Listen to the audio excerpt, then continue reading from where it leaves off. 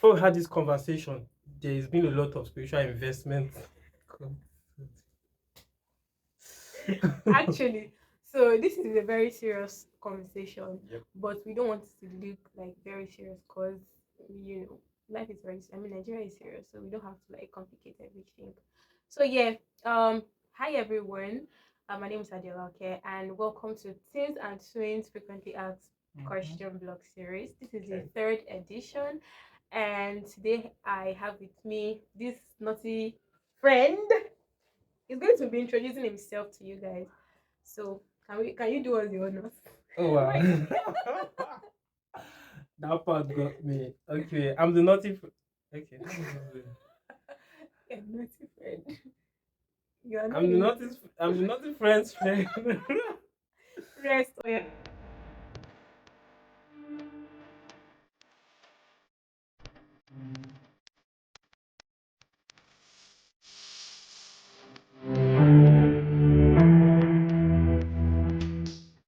Hello everyone, my name is Kehinde. I'm a freelance graphics designer based in Ibadan. I'm also a budding tech entrepreneur, meaning I'm working on some, tech stuff related, but most of that is still in the background. I really love talking to people about really important things. Really, yes. And it's a pleasure to be here. I really appreciate it. Thank you Thank you so for much. inviting me. Thank you, Kenny. So we want to talk about relationship building in this video. So the kind of relationship building that we want to talk about is that kind like friendship, building friendships, like building relationships, not necessarily romantic relationships, Mhm. but just people you need in your space to like get better because obviously one man a man cannot live by himself, or how do they say that? Oh, how do they say that One, stuff? one tree does not make a forest. Like Eddie cooking that bullshit, bunch of man on One Yoruba. tree cannot make a forest. Forest. That's what you said. Okay, so That's what you said. actually, so yeah, that's I mean, so you need people in yourself in your space that Mhm. for growth and stuff like that. So that is what we want to be talking about basically.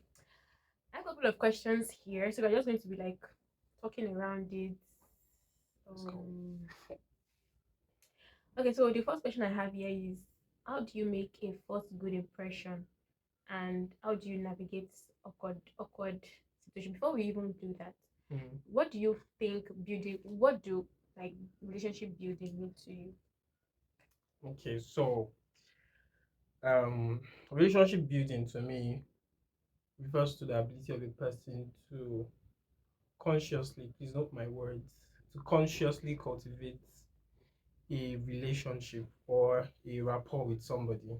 Mm, Meaning, and the reason why I mentioned the word intentionality is because many times in life, you'll be in situations that will make you assume you have relationships. So, for mm, example, you be in classes, you think everybody in the class who is your classmate is actually in a relationship or a friend relationship with you. You be in church, you be in a club or something. So, relationship building itself means like you are taking conscious effort to have a relationship with this person beyond what life brings to you, beyond the situations life puts you. So you're not just assuming that because Diola and I attend the same class, we are friends, right? Because mm. we make that mistake a lot. So that's it. So relationship build is about cultivating that consciously. Yeah, I mean that actually make me think about this thing that people talk about. Like, you have different kind of people in your life. People can be like your acquaintances. People can be your classmates. True. People can be all other stuff, and people can be a lot of things. And it might not necessarily be your friend. So Mm-hmm. there is always this part of relationship building. I think it's like just like you mentioned, like intentionally building this relationship that this person I want to actually build a relationship with you. I want to have Mm-hmm. like a very close friendship or whatnot. I don't Mm-hmm. know. Sha Mm. sha. Sha. Anyway, That's so fine. yeah, so for the first question that I have Mm-hmm. here is, how do you make a first good impression and how do you navigate awkward situations? Okay, first good impression. Okay. I think the first thing everyone should pay attention to is Okay. making a good impression to themselves Hmm. before even trying to make a good impression before someone. You know what that does for you? is it makes you always prepared. So you don't have to be in a situation and now start thinking of, oh, how can I make a good impression? Now, what that means is that even before you meet anybody, you have a sense of who you are. You are comfortable in your strengths. You are, working on your weaknesses. You are dressing well for yourself. You smell well for yourself. All of these things.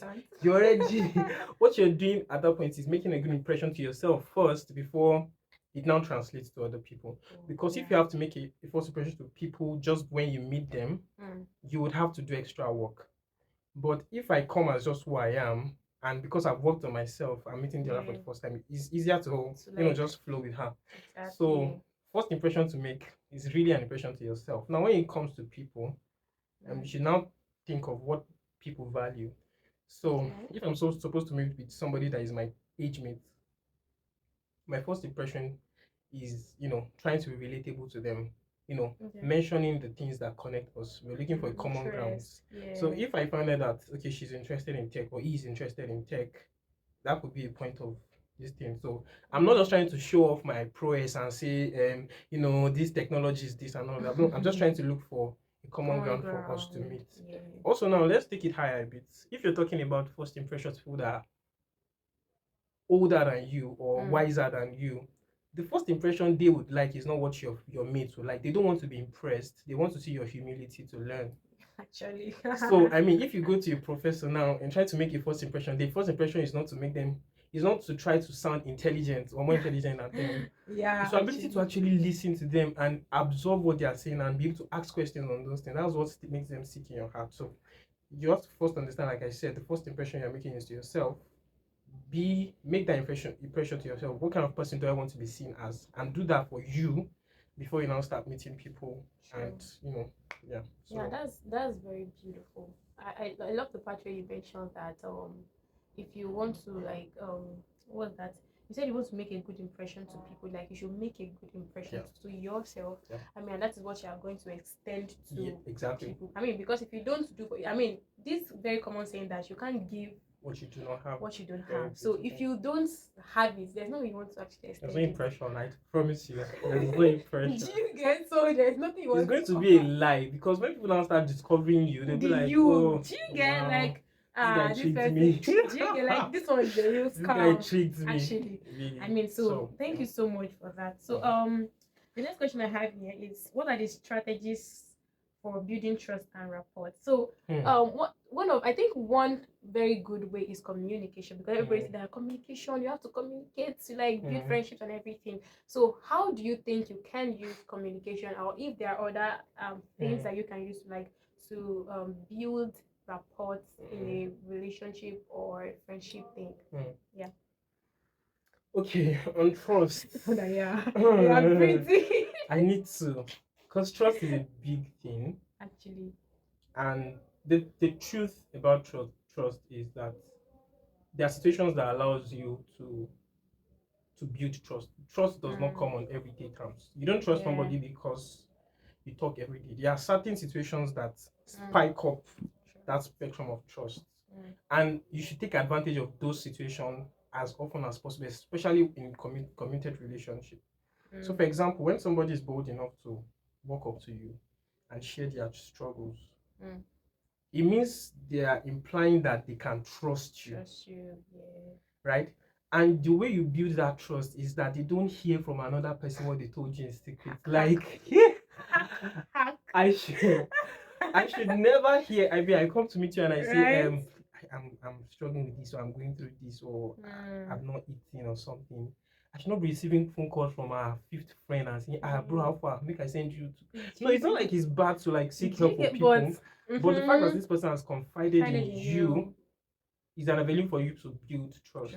Another time to build trust is when people are going through issues, when people are going through at times maybe a loss, or they are recovering from something or something. All of those things are. There is a friend I cannot forget because he helped me when I was sick. It wasn't like sickness, it was just a few days. But I mean, there were things he did in those few days that just, Pastor Samadi says something. He says there is in relationship there's something like deposit and you withdraw. There were certain things he did that he has deposited in me so much that if there are requests he can make of me, that because of those situations, I will find my way around them. So situations will arise that will help you to build trust. It could be they trust you with something, or you having their back in the situation that they were not there. I mean, maybe somebody said your friend stole, and you say no, my friend did not steal. You don't even have all of the facts, right? But you're trying to build trust. Yes, you're trying to defend them, but you're building trust in the same process of like being there for them in those times when they are not represented, but you are there. I mean, it won't make sense that somebody accuses me of something, and then my friend is there. My friend did not vouch for me in any way. I believe my friend should know me enough to know I can't do this kind of things. So those are the few ways I think. You mentioned communication. Communication. I feel like communication too is one of the very deep because honestly, people used to say that communication. I think communication is really a very important key to like maintaining relationship, because there are friendships in which maybe, let me draw an example. So let's say you are friends with somebody, and you guys talk, do all this, like do stuff together, probably even travel together, just have build memories and together. But at a certain point, you just realize that everything stopped. Like, and it won't just suddenly stop. It would have been piling up, maybe like gradually. Maybe you guys used to call yourself like every day. Maybe that one stopped. Maybe you guys used to check up on each other. Maybe you used to send like a message on WhatsApp or on any social, and that one stopped. And all of a sudden, one day you just sit down and ask yourself that, wait, what are we doing? Like, how did we get here? Like, why? How did we get here? Like, we used to be close. We used to talk. We used to like. We can't go a day without actually talking to. Like, how do we get to this point? I feel like communication might have probably gone wrong at a point. Maybe it could be somebody, one of the friends, maybe one of the what's it called now? One partner, let me use that partner, maybe does something to the other person that the other person doesn't like. So the person doesn't communicate to the person that I don't like what you did, like from there it will start piling up. Do you get it? And if this person doesn't communicate to the other person that you did something wrong to me, I don't like it, and then the other person apologizes and they move on, I promise you that is where the friendship, or that is where it will start to break. To start to deplete till you will just get to just like you guys can't even have a 2 minute conversation. You will just like, you'll be looking for what to say. Ah, God. Do you get, like, very hard to be in that place? Do you get? It's really hard to be in that place. It's very hard, and it can be very heartbreaking. I know people talk about heartbreak and say if you're in a romantic relationship you have heartbreak. The truth is that romantic relationship, any ship, friendship, any ship, you can actually experience breakfast. Exactly. Like you can actually chop breakfast in anyone, because no, it is real. I mean, losing your friend is really, I mean, seeing your friend now hanging out with other people. Do you get hanging out? You are pained, bro. Like, God helps you that they know how to write captions. Like, to the ones we have lost. I mean, it's not a good place to be. So I feel like if you actually want to build your relationship, your friendship, I think you should communicate. Like communicate like every single time. Like if you do it, if your friend does something wrong, to just tell the person, okay, I don't think I like how this is done, how you did this, or how you spoke this way. Just let it out at that point. And maybe I think if you guys have been together for a while, I think the person should understand that you don't like what the person has done. You guys like talk about it, talk over it, and just move on. It's actually a test of quality relationships. Any relationship that you have where the only thing you guys talk about is the good thing about yourself. You cannot face yourself as a guy. What you did was wrong. Like it was stupid. Do you get? There was an incident that happened with a friend that I just remembered now. So I was staying over at his place, and he had a misunderstanding with his mom, which is, I mean, she's normal. Yeah. But I didn't like the way he spoke to his mom. So when he came, and I was sleeping over. So when he came into the room, he said, "Guy, what you did was nonsense." And to be said, this so I'm very sure up to that point we had never had those kind of conversations. Sure. We had Yeah. never. But that day I told I didn't I was really angry at him. In fact, one of my points was, so you mean if you come to my house and you see me argue like this with my mom, you will keep quiet? Like this is what you do? Hmm. He said, okay. I said this was very stupid. So I went to meet the mom. I wanted to do mediator. I shall went and I said that we are sorry. You know, we are sorry. She was like, it's normal. Like I appreciate that she did that. But I mean, I was happy that I could face him on that, and I'm very sure he would do the same for me now. I mean, he has abused me a few So times. you guys, well, so you guys like you talked over it, you talked, and We have you to guys talk still over it. you guys still friends, you know? Ah, for instance, now I was still at this place like some days ago. So I mean, it's very important. If you guys cannot talk to yourself Like about hard things, about hard having hard conversations, conversations. that's it. Like you guys actually If you have not had hard conversations conversations with in any in your relationship, circle, you don't forget have it. okay. Don't you don't have a relationship, but you're just Be started. nice. You're just getting started. Actually, I Really. think that's very, very like if you No. don't have hard conversations, because what is a relationship without hard conversations? Really, like you guys have to like you should have friends that will say, babe, you don't get sense. So wait till you just right now. There's no sense inside. I mean, I think we should have relationships like that. So thank you so much for that. So we are moving to this maintaining a nurturing relationship part. So the first question I have here is do you know? Can you tell us like can you tell us any creative ways to like stay in touch with your friends and families, even if they're like a long distance? Like, how do you think we can keep in touch? these are not um these are not like the normal day-to-day way people do things. Yeah. But I'll give you some that I think work. Number one is go beyond that person into the circle of people they love. Now this means reaching out to their family, not them. Wow. This means going as far as knowing their parents, having a personal relationship with their parents.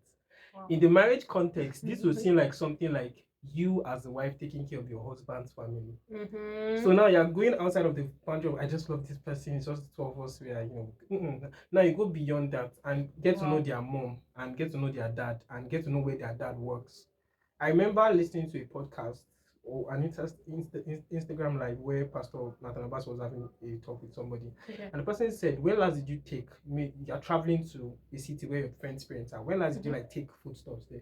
It's not like it's not like they lack foodstuff, but the thing is, oh, my son's friend came and he brought this for us. See, anytime you guys have a problem, it is the parents that will be calling you. Do you understand? Like, so or something. I mean, those are the kind of conversations. So it's because once you do that for people, especially people that value their family, they see it as you're doing it onto them. I will never forget when a friend during one Christmas brought a turkey to my house, a live turkey, big live turkey to my house. If I tell you that there is no Christmas that will come that my mom will not say that she wants to call this guy. Like this morning, she was still like, I have to call this person. So that is it. When try to go beyond the people, go into the circle of people they love, especially their immediate family, their younger ones, ask after their younger ones, check up on them. It makes them just feel like this person is actually thinking of me. So I think that's one way to like, nurture good friendship. Another way Diola has mentioned is communication. There's nothing that beats communication. Communication is the consistency of relationship. Actually. So really, it is that thing you have to take care of. I mean, communication means that you set reminders that I'm going to call this person every week. Wow. Yeah. I don't think I've got this on No, see, I'm serious. Especially for somebody like me, that one of the concerns I've had in my relationship that people say, Kenny, you don't reach out. Hey. So it gets to a point now where I know that I have to literally create reminders and say, okay, on Saturday or last Saturdays, I'm going to reach out to this person. It might seem mechanical and robotic initially, but it is helping you. This person knows that I'm going to hear Kenny's voice once a month at least. And you don't know how important it is to people until they start telling you. I mean, friends comforted me this month. We had like a group of 4. We're talking about, okay, one thing you would change about this person. Guess what people said? Say, Ken, they reach out, call. I was like, we talk. I mean, if I even pray for you, you don't know, but say no. Call, reach out, let's have call. It just makes people feel you are thinking about them. Really, you cannot claim to um to love without communicating. You can't say you love the Lord and not communicate with the Lord. You Lines. what? Come on. Actually, I mean, And that's very true. what you can't is the same way we say you can't say you love without giving, and I'm going to come to that too. You can't say you love without communicating. It's a proof of your love. It's a proof that this person means something to you. And most of us begin to mess this thing up, especially when we begin to grow older and responsibility begins to come in. You know, we don't communicate with our parents anymore. We don't communicate with our friends anymore. We don't communicate with those that really mean something to us. And then it depletes, like Joa said, to a point where you can't even pick up the pieces. You don't even know where to start from. Like, a friend said something. She said, when all you have to talk about in your relationship are the old memories, it's a sign that things are going bad. You've actually lost. Like, just so that things are going bad. Bukola, shout out to you. You said that. So once you begin noticing that all you talk about is the past, like what we did in secondary school, there is nothing we are doing now. Do you get? You're gone. The last thing I will talk about is giving gifts. Now, receiving gifts might not be the primary language of everybody, but everybody appreciates thoughtfulness, like being thoughtful towards them.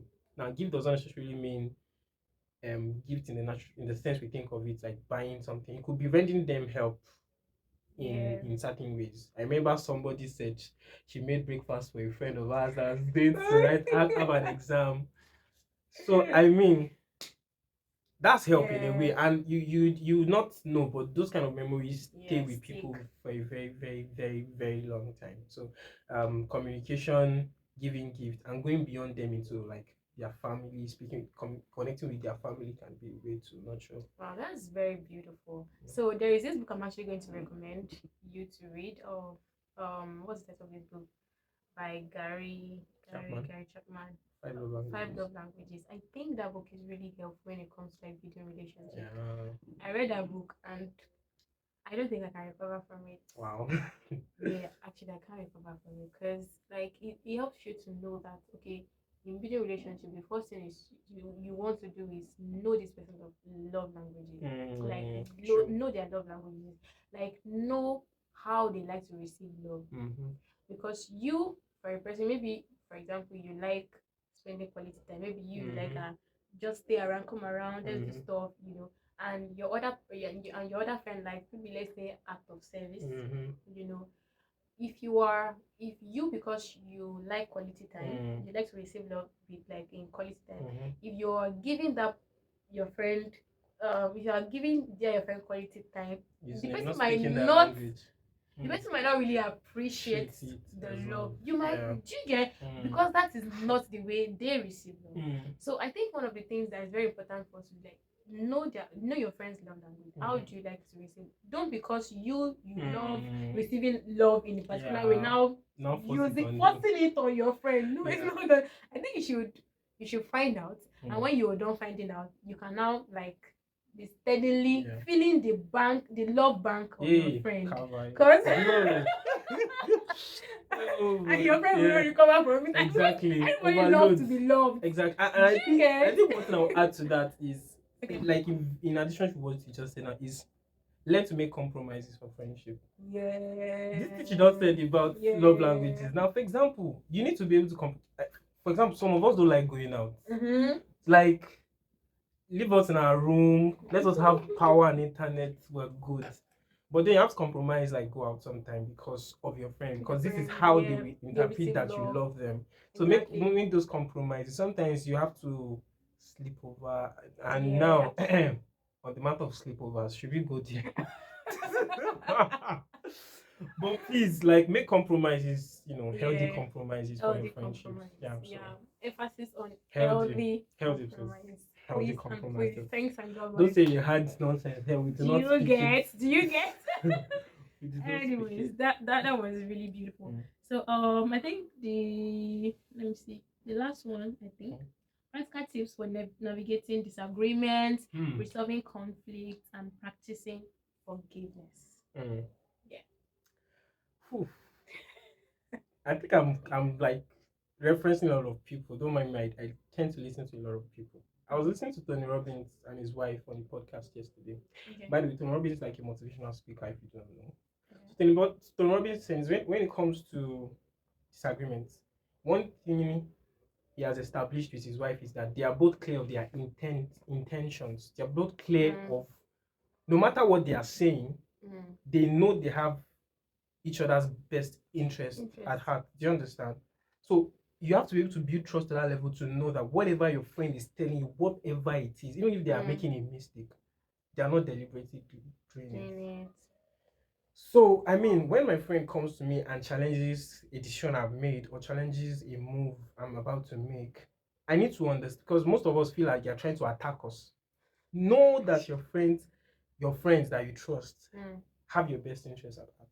So if, for example, you're trying to get into a relationship with somebody, and your friend says, for example, I will give myself an example. There was one time a friend, the guy is my friend, the girl is my friend, and you were the one in between.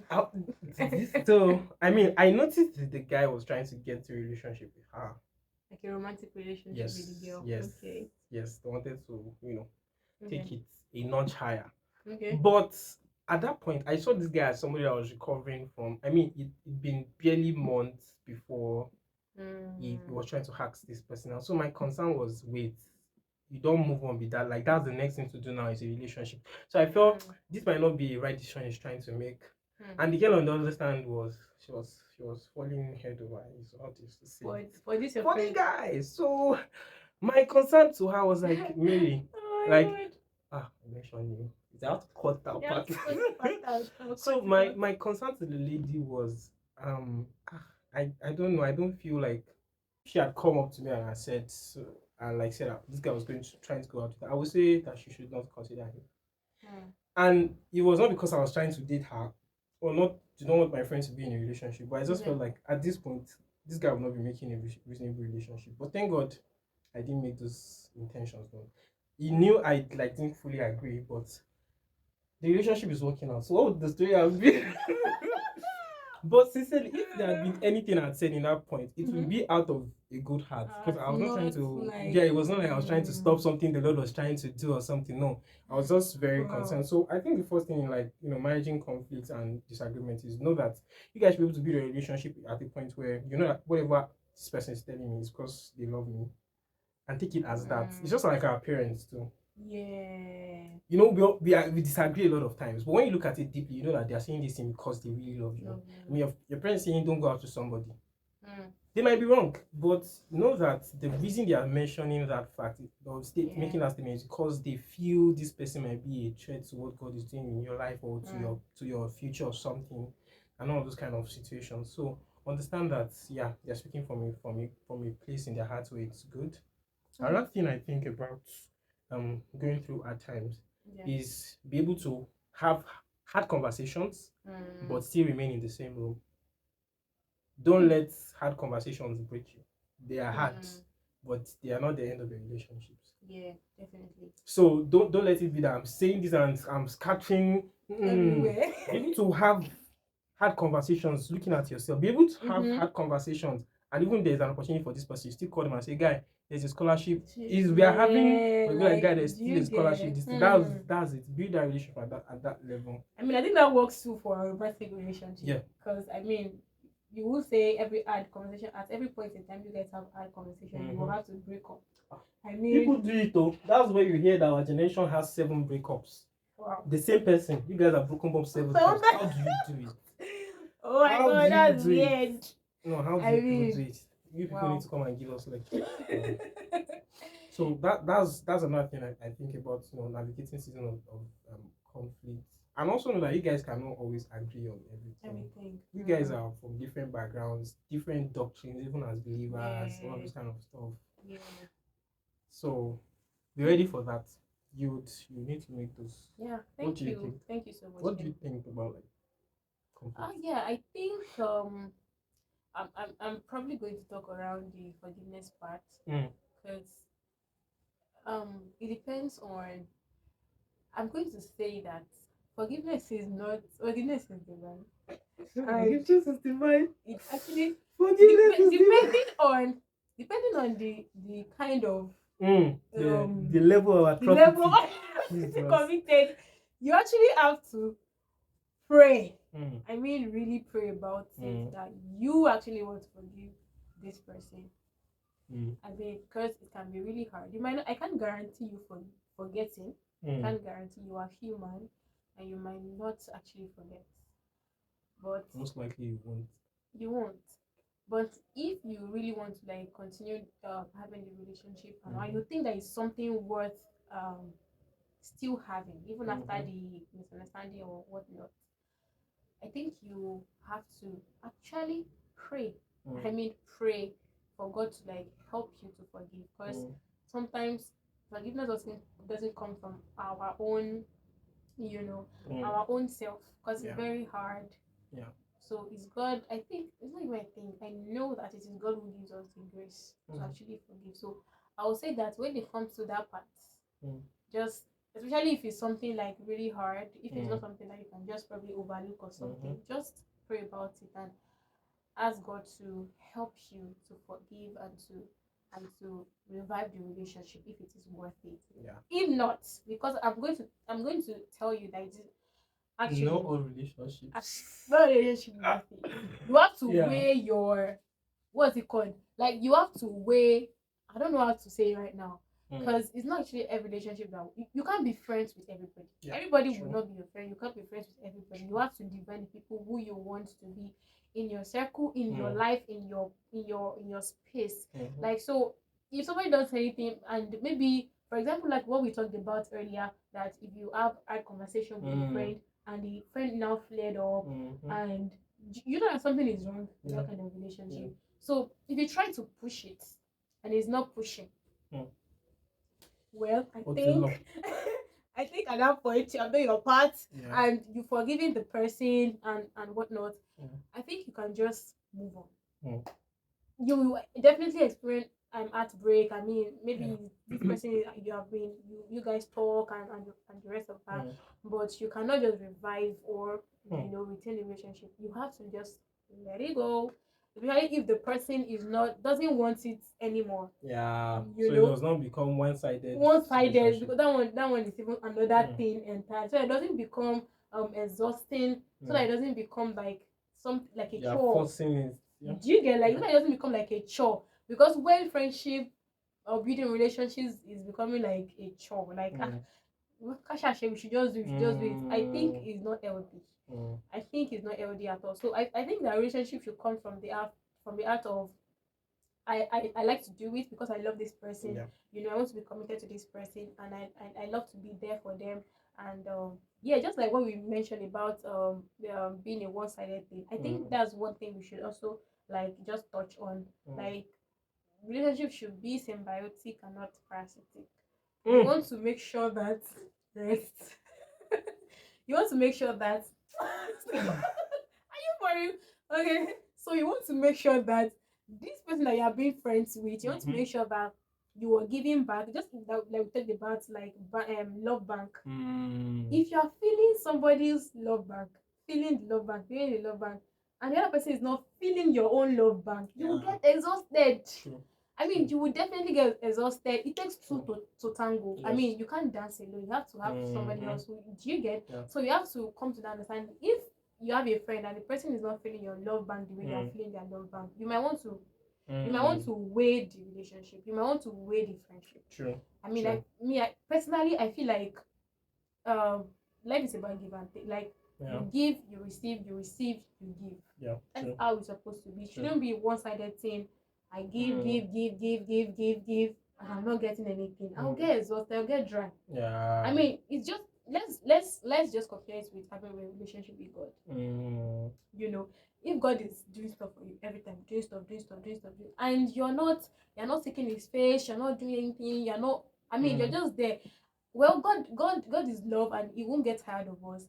But there is a point in time where you have to like reevaluate yourself and just sit down with yourself and ask yourself that, what exactly do I give to God? Like, what exactly am I giving to God to like retain, to like build this friendship? Because I feel like it's very important, even in a God relationship. Yeah. Yeah, and I Do you mean, get? what you just said is so powerful because that thing about even God, trust see, God loves us. Yeah, definitely. But in God's love, there are levels to what there are levels to things can commit to us, even though He loves us. True. So God loves me, He loves Adiola, He loves everyone in the world. But there are people He will tell True. there will be famine in the next 6 months. Mm, There are people that will not hear His yeah, pain. true. He loves both of them, but based True. on their on and that relationship of the give and take give of that and relationship take. we're having, Yeah. I'm able to access information. The same way, I Yeah. think I've told Adele about the same way with our parents. Our parents usually love us the same, but when you notice that parents have love, maybe they share secrets with this one, they're always talking to this one. Check that child. The child does something to them. Maybe the birth of that child, there's something beyond what other people have with that parent. So that's just it. We have to learn. We have to, and in the spirit of evaluating your relationships, ask yourself like what level, because there are levels to relationship, friendship relationships too. Yeah, true. Jesus showed us an example by having the one that could sleep on his chest. He had the 3, he had the 12, he had the 70, he had the 120, and so on. So don't assume that somebody is in your inner circle. Your inner circles know themselves. Like you both know that this is inner circle. It's not like you be like, you're in my inner circle. First, be like, oh, okay. Just getting the memo. So because you will put expectations on your inner circle. I tell people that entitlement mentality is valid. Yeah. If you're in my inner circle, I'm entitled to some things. Please. Yes. True. That's the truth. True, actually. You don't hear from me and you don't call. You say I'm feeling entitled that you don't call me. I expect you to feel entitled that if you're in the same way, I expect you to call me and say, guy, you're stupid. You didn't see me, you didn't call. Oh my God. So you can do that with your inner circle. But people that are not your inner circle, because you think they're your inner circle, they do not think they're your inner circle. You're not saying, and this person not call, I'm not call them back. It doesn't even hurt them a bit. You're just injuring yourself. So evaluate your relationships, know and let everybody know their value, their place in your life. Exactly. Wow, it's a very beautiful conversation. Thank you so much, Kenny, for having me. It's a pleasure. So thank you guys for watching, and what else? See you in the next one. See you in the next. I hope you enjoyed this, and I hope you gained one or two things. Please share with your friends and people in your circle. Do have a very beautiful 2024. Bye. Bye. Ciao, ciao.